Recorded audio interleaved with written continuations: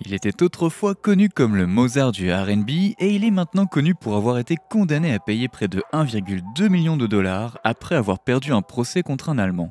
L'histoire de Ryan Leslie est extraordinaire. Amour, chagrin d'amour, trahison et disparition d'un homme de la renaissance de l'industrie. Salut à tous et bienvenue sur Vraie Histoire de Star, la chaîne YouTube qui dévoile la face cachée des célébrités. Aujourd'hui, nous plongeons dans l'univers de Ryan Leslie. Alors, si vous êtes nouveau sur la chaîne, n'oubliez pas de vous abonner et d'activer la cloche de notification pour ne manquer aucune de nos prochaines vidéos. Anthony Ryan Leslie, connu sous le nom de Ryan Leslie, est né le 25 septembre 1978 dans une famille métisse. De ce fait, il a pu apprendre plusieurs langues différentes, dont le français, le néerlandais et le japonais. Un fait intéressant à propos de Leslie est qu'il est né de 2 officiers de l'armée du salut. Il a donc beaucoup déménagé lorsqu'il était plus jeune. Ces déplacements ont généralement un effet négatif sur les enfants. Pourtant, Ryan Leslie en a apparemment tiré le meilleur parti. Dans l'article Discovery Ryan Leslie, qui est basé sur une interview qu'il a réalisée pour Interview Magazine, Ryan Leslie revient sur son enfance et son expérience en tant que fils de 2 officiers de l'armée du salut. Il a révélé qu'il avait tellement déménagé dans sa vie qu'il pouvait considérer n'importe quel endroit du monde comme sa ville natale. On peut d'ailleurs lire dans l'article: en fait, je considère que ma maison est partout où vivent mes parents, qui sont des officiers de l'armée du salut et qui se déplacent beaucoup. Nous nous retrouvons tous ensemble pendant les vacances et ma mère prépare des plats chinois et antillais. C'est ce qui se rapproche pour moi le plus d'une vie de famille. Bien que cela ne ressemble évidemment pas à la vie idéale pour un enfant, Leslie n'a jamais parlé en mal de ses parents ou de son expérience d'enfant. En fait, il fait l'éloge de ses parents, qui sont la raison pour laquelle il a trouvé sa passion dans la musique. Dans la même interview de Discovery, il déclare: d'aussi loin que je me souvienne, j'ai toujours été entouré de musique, de chants et d'instruments. Mes parents ont été le premier exemple de musicalité que j'ai rencontré. Mon père était un multi-instrumentiste compétent et je m'endormais au son de ma mère qui parcourait des livres de piano comme des romans, tournant les pages sans jamais manquer une note. Enfant, j'avais l'intention de les rendre heureux et ce que je voulais, c'était me produire dans des pièces de théâtre à l'église et de participer à des concours de musique et de talent pour les rendre fiers. Bien que Ryan Leslie parle rarement de ses parents, une chose est sûre, ses parents l'ont façonné pour qu'il devienne une personne adaptable, brillante et douée pour la musique. Dès son plus jeune âge, Ryan Leslie a commencé à jouer d'un instrument appelé cornet dans l'orchestre junior de l'armée du salut. Par la suite, il a appris à jouer du piano grâce aux livres de sa mère, après avoir regardé jalousement sa sœur jouer du piano dans des pièces de théâtre et des récitals à l'église. Il a continué à aiguiser ses talents de pianiste, apprenant également à réciter la musique et à arranger les accords. Il excellait également dans ses études. À l'âge de 14 ans, il fréquente la Bear Creek High School à Stockton, en Californie, lorsqu'il décide de passer son test d'aptitude scolaire et obtient un score parfait de 1600. Un an plus tard, Leslie postule à 4 campus de l'Université de Californie et à quelques universités de l'Ivy League. Dans sa lettre de candidature, Leslie écrit un essai très fort sur sa passion pour les études et la musique, dans lequel il a parlé de sa réussite scolaire, ce qui a attiré l'attention de nombreux collèges d'admission et a augmenté ses chances d'être accepté. Ses efforts ont porté leurs fruits puisqu'il s'est vu proposer l'admission dans 7 collèges différents. Après avoir été accepté dans toutes les écoles où il avait postulé, à l'exception de Yale, Ryan Leslie a finalement décidé d'aller à Harvard car c'est là qu'il pensait pouvoir le mieux développer ses connaissances. C'est à l'âge de 15 ans, à Harvard, que Ryan Leslie a décidé de faire carrière dans la musique. Si Leslie n'étudiait pas, il se produisait avec son groupe a cappella, les Crocodillos, ou utilisait le studio de l'université afin de s'initier aux techniques de base de la production musicale. Ryan Leslie se consacrait donc entièrement à sa musique et il a même mentionné que pendant ses années de collège, il avait un horaire qui ne lui permettait que 3 heures de sommeil.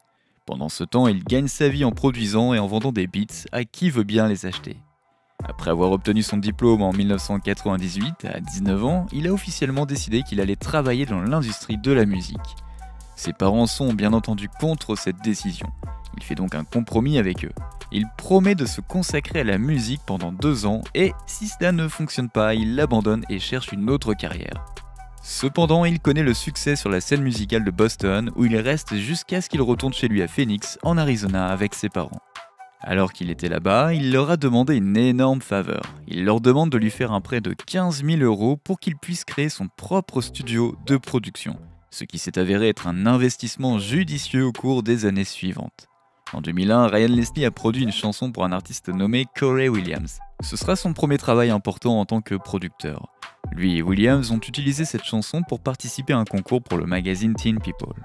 Corey Williams remporte le concours et obtient un contrat d'enregistrement avec Motown. Mais malheureusement, cela n'a pas permis à Leslie d'obtenir un nouveau travail en tant qu'artiste, mais il a été reconnu pour son talent de producteur. Dans l'interview Discovery mentionnée plus tôt, Ryan Leslie revient un peu sur cette expérience. Il était évidemment ravi que la chanson qu'il avait produite ait permis à quelqu'un de décrocher un contrat d'enregistrement, mais il avait l'impression que cela n'avait rien donné pour lui en tant qu'artiste.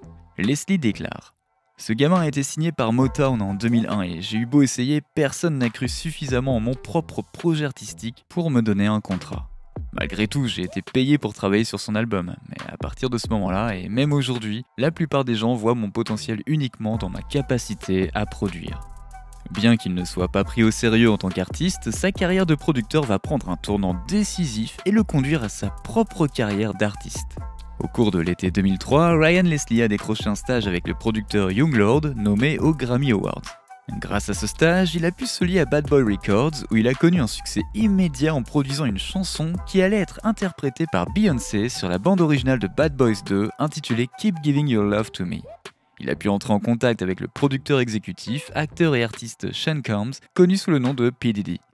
P. Diddy a été impressionné par le style de Ryan Leslie et après l'avoir rencontré, il lui a proposé un contrat de management. En travaillant avec Diddy, Leslie a pu travailler sur de nombreux projets de Bad Boy Records où il a produit des chansons avec de grandes stars telles que New Edition, Danity Kane et Britney Spears. C'est également à cette époque que Ryan Leslie fait la connaissance de Tommy Mottola, directeur d'Aspen Songs. Mottola, tout comme Diddy, est impressionné par Ryan Leslie et son style de production et lui offre à la fois un contrat d'édition avec Aspen et un contrat d'enregistrement avec sa marque produite par Universal Music Group. Bien qu'il ait un contrat de disque, Ryan Leslie a toujours du mal à faire connaître sa propre musique. À la fin de l'année 2003, il a enregistré 2 singles, The Way That You Move Girl et Used to Be, ainsi que son album Just Right. Mais aucun des 3 n'est jamais sorti officiellement en raison de problèmes avec son label. Cependant, Leslie fait une percée lorsqu'il trouve et signe le mannequin Cassie Ventura par le biais de son label Next Selection en 2005. En 2006, Ryan Leslie écrit et produit le premier single de Cassie, Me and You, qui se classe 3e au Billboard Hot 100 et devient disque de platine. Il a également écrit et produit la quasi-totalité de son premier album éponyme, Cassie. Cet album a atteint la 4e place du Billboard 200 et c'est à ce moment que les rumeurs selon lesquelles Cassie et Ryan Leslie entretenaient une relation amoureuse. Ni Ryan Leslie ni Cassie n'ont jamais vraiment confirmé ou démenti ces rumeurs, mais dans une interview de 2010 avec Vlad TV, Leslie a admis avoir eu des sentiments pour elle pendant qu'ils travaillaient ensemble. Leslie déclare: « Disons que c'était une relation très personnelle. Vous savez, quand 2 personnes ont autant d'interactions, qu'elles passent beaucoup de temps ensemble, c'est inévitable. » Ce à quoi Vlad demande: « Donc vous avez une sorte de relation romantique ?» Ryan Leslie répond: « Je suis tombé amoureux d'elle et de sa musique. » Cependant, Ryan Leslie évite de dire explicitement que lui et Cassie étaient ensemble, mais ne dit pas qu'ils n'avaient pas de relation romantique. La personne avec laquelle Cassie était publiquement et romantiquement liée était P. Diddy. Leur histoire d'amour aurait donc commencé à la même époque que celle de Ryan Leslie et elle. Le public a donc spéculé qu'il était la personne qui avait fait fuiter les photos de nu de Cassie en 2008, après qu'elle et Diddy aient officiellement annoncé leur relation. Heureusement, Cassie a innocenté Ryan Leslie dans un tweet où elle a déclaré que ces photos de nu avaient été divulguées car son ordinateur avait été piraté.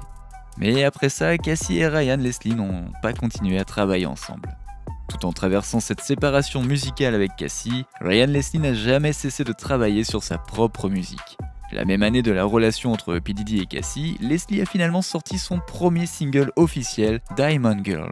La chanson a plutôt bien marché et est même entrée au Billboard 100, mais n'a atteint que la 95e place. Il a également sorti 2 autres chansons, Addiction et How It Was Supposed to Be, qui ont tous 2 atteint la 35e place du classement R&B américain. Il a ensuite sorti son premier album, Ryan Leslie, en 2009, dont toutes les chansons se sont retrouvées dans le top 100 du classement R&B américain.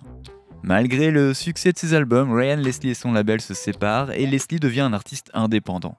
Une fois devenu indépendant, il a immédiatement sorti un autre album, Transition, un album nommé aux Grammy Awards, qui est sorti la même année que son premier album, indiquant que son label était en effet la raison pour laquelle sa musique n'avait jamais été publiée. Après la sortie de son dernier album, en octobre 2010, Ryan Leslie a fait une tournée mondiale pour interpréter ses chansons. Après s'être produit en Allemagne, il a décidé de s'arrêter dans une boîte de nuit à Cologne. Il est sorti de sa voiture, laissant derrière lui un sac à dos rempli d'objets de valeur.